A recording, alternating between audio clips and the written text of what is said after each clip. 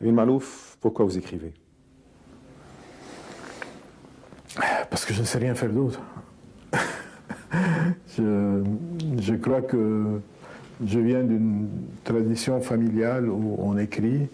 J'ai toujours vu mon père écrire. Et pour moi, travailler, c'était écrire. Je n'ai jamais appris autre chose. Je n'ai jamais associé le travail à autre chose que l'écriture. Mon père écrivait et il enseignait. J'aurais pu devenir écrivain ou enseignant. Je ne suis pas devenu enseignant pour diverses raisons. L'une de ces raisons, en fait, ce n'est pas la seule, mais ça c'est mon analyse après coup. L'une de ces raisons, c'est que mon père enseignait dans le système américain. Il enseignait à l'université américaine, il enseignait en anglais ou en arabe. Et moi, je ne pouvais pas entrer dans ce système puisque j'ai fait mes études dans un système français. Et je ne suis pas entré dans l'autre système non plus. Donc, en matière d'enseignement, j'étais constamment entre deux systèmes. Et j'ai même le sentiment que j'ai raté un peu mon enseignement universitaire.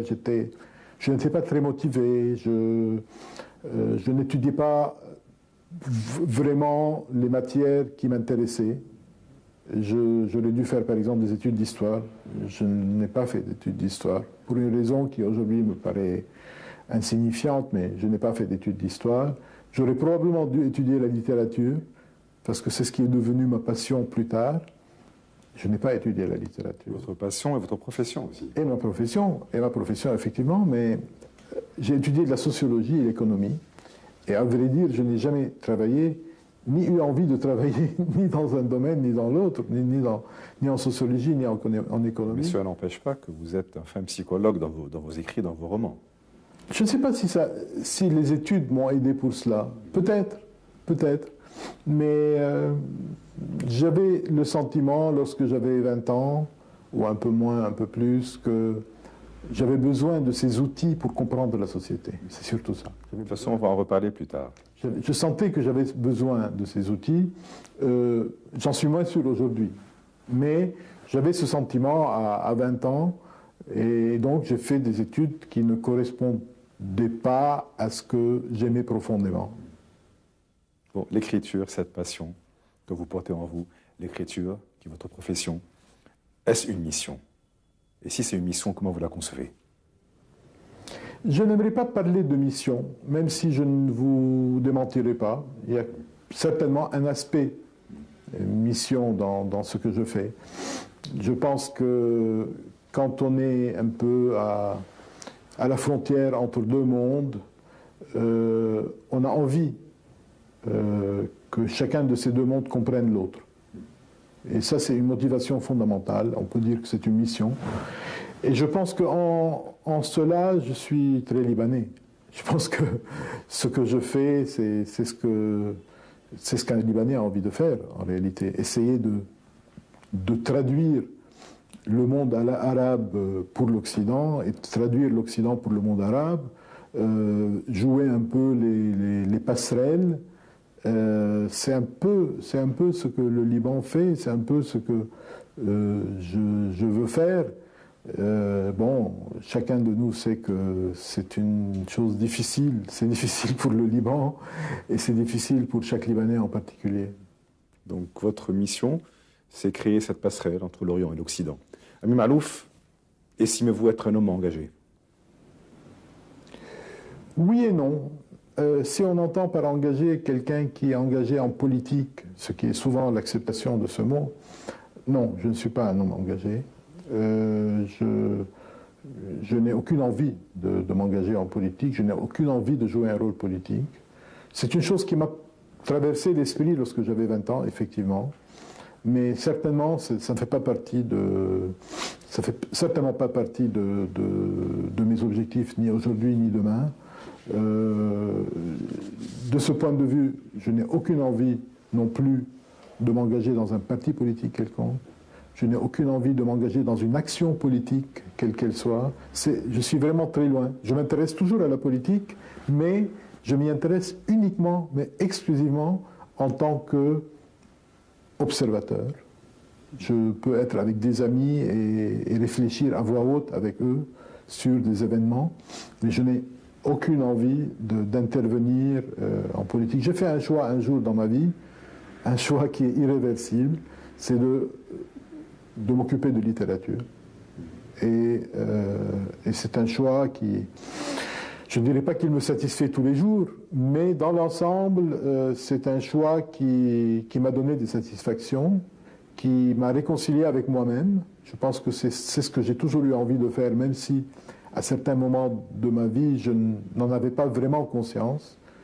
Et certainement que je ne changerai pas ce choix-là jusqu'à la fin de ma vie. Bon, mais le journaliste qui dort en vous, le journaliste qui aspire à une réforme sociale, politique, le journaliste qui est cet objecteur de conscience, le journaliste qui est cet instigateur de révolution, ne souhaite-t-il pas, à travers ces mots, de voir le monde changer? Si, je souhaite voir le monde changer, et il y a à l'intérieur de moi un bouillonnement qui n'est pas plus faible aujourd'hui qu'il ne l'était lorsque j'avais 20 ans. En même temps, j'ai un autre moyen de manifester cette envie de voir le monde changer. Je le fais à travers mes romans et je le fais quelquefois à travers des textes qui expriment mon opinion sur la marche du monde, qui est une opinion critique et souvent, je ne dirais pas, certainement pas désespérée, mais inquiète, profondément inquiète. Mais je n'ai pas envie d'intervenir à chaud. Je n'ai jamais envie d'écrire un article pour répondre à quelque chose ou pour prendre position. Jamais je n'ai envie de ça. Je réagis moi-même, chez moi, dans un cercle d'amis proches, donc à titre purement privé. Mais si j'ai quelque chose à dire, je le dis une fois tous les 3-4 ans dans un livre. Estimez-vous que les mots peuvent-ils toujours mener à un changement quelconque? Il faut faire semblant de le croire. C'est comme lorsque il y a des élections que vous allez voter. Il faut voter parce que vous vous sentirez culpabilisé si vous n'exprimez pas votre opinion, si vous ne participez pas à un vote. En même temps, ce serait très présomptueux de se dire « je vote parce que ça va changer quelque chose ou ça va faire élire quelqu'un ». Vous votez parce que vous pensez que chaque voix peut contribuer à ce que vous souhaitez. Et moi, j'écris de la même manière. Je pense qu'il faut écrire, il faut essayer d'aller dans le sens que l'on considère juste. Et je ne me fais pas d'illusions sur les effets de ce que j'écris. Je pense que ça peut avoir un effet, mais je n'en suis absolument pas sûr, honnêtement. Vous avez dit une fois, le jour où j'ai décidé d'écrire, j'ai renoncé à beaucoup de choses. Ces choses, ces petits plaisirs de la vie, ont-ils été occultés par la magie d'écriture, à un point où vous n'y songez plus? En fait, j'ai renoncé à des choses, mais ça ne me coûte pas vraiment.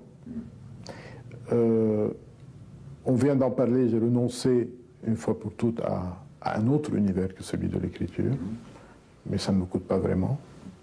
J'ai renoncé à avoir une activité professionnelle normale. À un moment donné, c'était compliqué parce que la gestion du temps n'est pas facile quand on travaille uniquement chez soi à l'écriture, mais je ne le regrette pas non plus. Et c'est vrai qu'il y a une sorte de vie mondaine à laquelle j'ai renoncé pour vivre un peu en ermite, mais ça aussi, ça ne me coûte pas du tout. Les faiblesses de l'homme à l'égard des détails.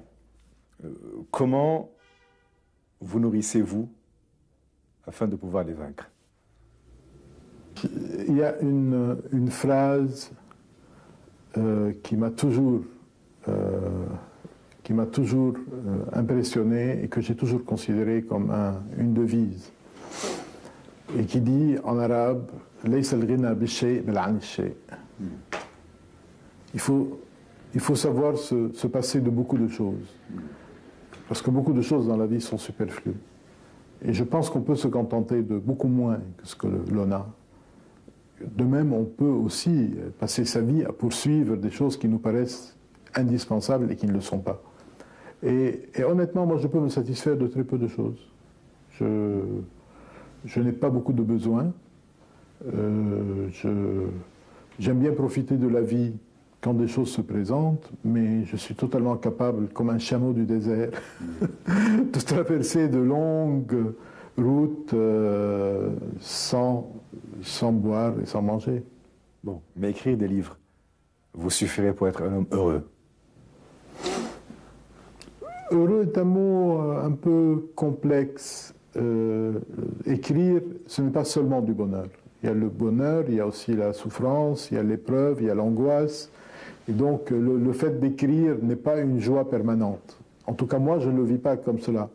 J'ai plutôt l'impression qu'il y a aussi tous les jours des souffrances. Je suis quelqu'un d'exigeant. Et donc, je ne me satisfais jamais de ce que je fais. Je n'écris jamais une page sans la relire 20 ou 30 ou 40 fois et de modifier des choses. Et donc, ce n'est pas une fête permanente. Mais en même temps, je fais ce que j'ai envie de faire. J'ai choisi cette vie. On ne m'a pas obligé.